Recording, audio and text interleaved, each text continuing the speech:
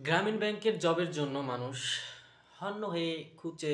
Job job job job job, মানুষ পাগল হয়ে গেছে। গ্রামীণ ব্যাংকের জব মানে এক একজন এক এক রকম মন্তব্য করতেছে। যাই হোক, আমার এখানে কয়েকটা জব রিলেটেড পেজ আছে বা গ্রুপ আছে, বড় বড় কোম্পানি বা এনজিওর যেগুলো হয় চাকরি জব।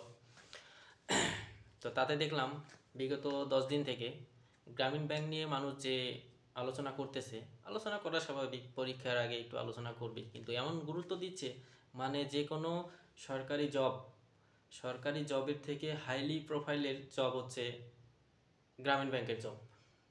কেন ভাই? অন্য কোনো এনজিও নাই? এই এনজিও নিয়েই আপনাদের এত আলোচনা করতে হবে? এটা এত মাথা ঘামানোর কি আছে? এর থেকে বেটার বেটার এনজিও আছে।